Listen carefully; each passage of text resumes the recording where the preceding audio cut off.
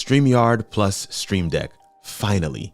Whether you just started streaming with StreamYard last week or you are part of the limited beta test group, all will be able to breathe a collective sigh of relief that we can finally use Stream Deck with StreamYard for streaming on our stream desks, in our stream chairs, with our stream lights. Listen, it's all of the streams, right?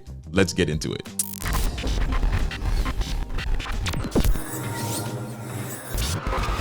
I'm Kirk Nugent, your live video coach, and on this channel, I show you how to use live streaming to grow and engage an audience, funnel clients to your business, or establish yourself as a thought leader. And today, we're looking at the Stream Deck and how to set it up to assist you with live streaming in StreamYard. First, let's briefly describe what the Stream Deck is. It's essentially a small control panel with customizable physical buttons. For people who stream, it's a handy tool to enable multiple controls without having to leave the studio to mess with buttons, settings, or commands elsewhere. It can be used to control presentations, slides, control smart home devices, assist with video editing, and much, much more. While some applications have installable profiles for Stream Deck, making it easy to bring up your most used functions, any function that has a defined hotkey can be configured on the Stream Deck. In last week's video, we shared about StreamYard Hotkeys, and this opens the door for our first version of Stream Deck integration. Notice I said first, more on that later. Now, let's set up with StreamYard. So the first thing to do is to go to the Elgato website, elgato.com/en/downloads. We will put that link in the description, so no worries about that. You'll see this page. You select your product. There are many of them. I have the Stream Deck XL. So if you don't have that one, you'll need to select the one that you have so you can get that. Select your operating system, Mac or Windows, and then it'll bring up the download for your device. And this is that download. So we get that download, install it on your computer. That part I'm not gonna run through. I'm pretty certain you can figure that part out on your own. But if you wanna pause right here so that you can finish that part, I'll be waiting for you. So here we're looking at a link from StreamYard where their graphic designers have created custom graphics, custom button graphics for the Stream Deck to coincide with your hotkeys. So you can go into this Google Drive link, which will be in the description of the video. Go in there, grab whatever one you want. I like the light ones, but there are dark ones. And even within the light ones, you can get them with text or without text. I wanted it with text. I just wanted that extra visual. So I'm getting the ones with text. That's the one I'm setting up. I'm getting the light backgrounds. That's the one I'm setting up. Download that onto your computer by right clicking and going right here to download. Download on your computer, set it aside, and we will set that up in just a second. The next thing we want to do, and this is kind of setup part, right? You want to download the software for Stream Deck, get that installed, download the graphics from StreamYard, have that sitting on your computer somewhere, and then we want to go and write down in like a notepad document or something all of your hotkeys. Go into StreamYard, go into settings, and go to the hotkeys section right here where it says hotkeys. You see that here, and then write down all of them. Just write them all down, And then once you have them written down, then we can bring up our Stream Deck software along with your list of hotkeys, and we can start creating them. So let's do that right now. So here we are on the Stream Deck. Stream Deck software is installed. I have the Excel, as I mentioned. And first thing you want to do is go to the Stream Deck icon and go and pull on the switch profile one. Now, this doesn't have anything to do with StreamYard. This is just an extra thing I'm sharing with you. You may have multiple profiles on your Stream Deck, so you want to make sure that you can switch between them natively. Every time you set up a new profile, two things you want to do is to set up this profile switcher and to come right here where it says pages 1 and click that so you have 2 pages. Go back to page 1 so that you can go through and do all your stuff. Now, you'll notice that if I right click on page 2, I can duplicate it. If I right click on page 3, I can also duplicate it. So keep that in mind in terms of other things you might want to do. As I mentioned, you can do this with PowerPoint, Keynote, Final Cut, all kinds of different applications have built-in things for the Stream Deck, so you want to be able to get those onto your Stream Deck. This welcome one, not necessary. I'm going to go ahead and delete it, and it just takes you to the Stream Deck website. Now all we need to do is go to System, the System drop down, and all we're going to pull from is this hotkey button, this one right here that says hotkey. I'm going to walk this through very slow because this is the repeatable process that we're going to be doing throughout this thing to set up all of our hotkeys on the Stream Deck. So I'm just going to drag this guy right here, drag him onto the Stream Deck. It drops it on there. It creates a button. Now that the button's here at the top, then I go down to the bottom to configure this button. And you'll see here that it has a title. We're going to leave that blank because I chose the one, the graphics with text on it.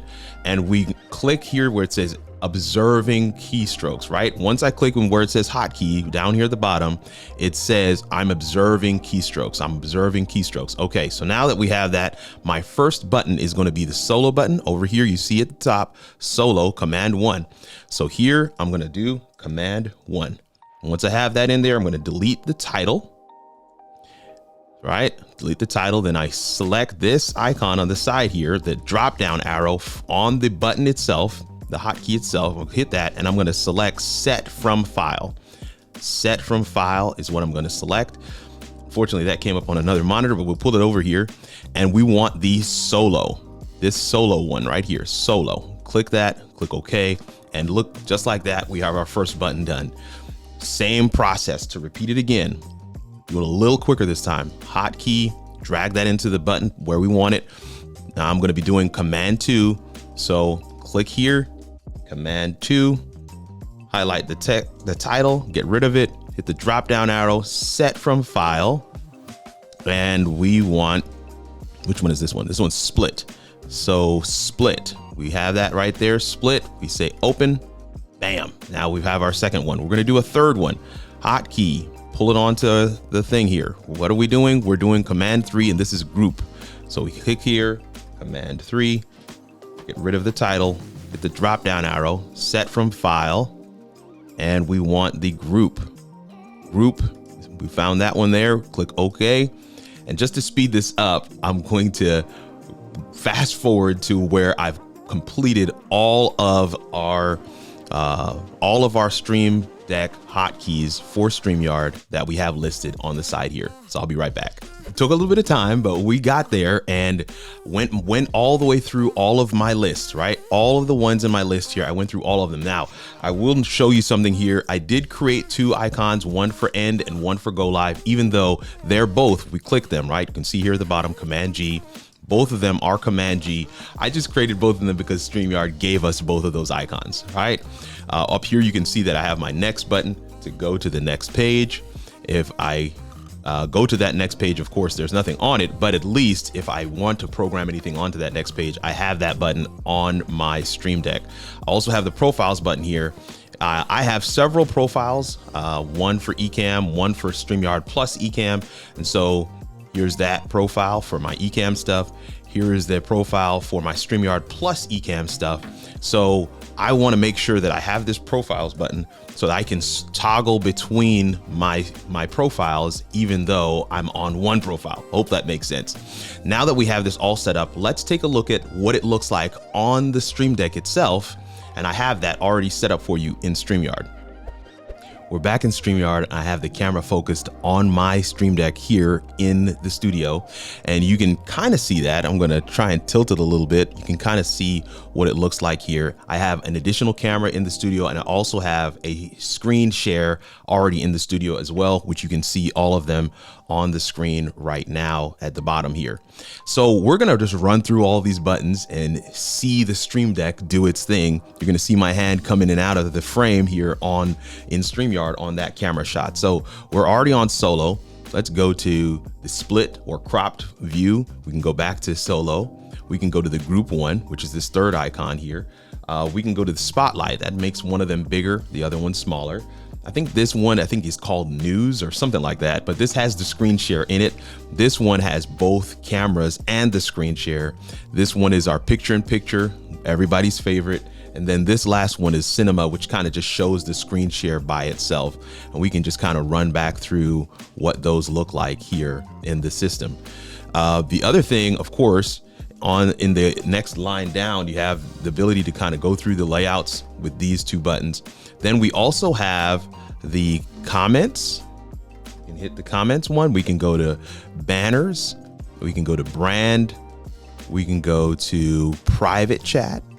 And we can go to settings. All of those buttons are working. And then, of course, here at the bottom, we can mute and unmute.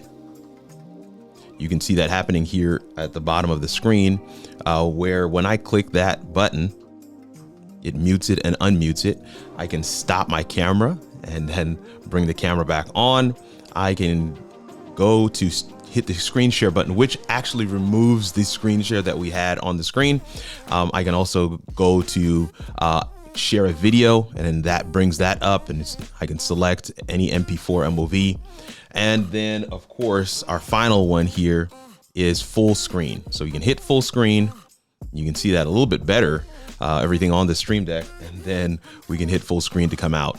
As I mentioned, StreamYard, for going live and for ending the broadcast, it's the same hotkey, but because StreamYard gave us two graphics, I put them both on there.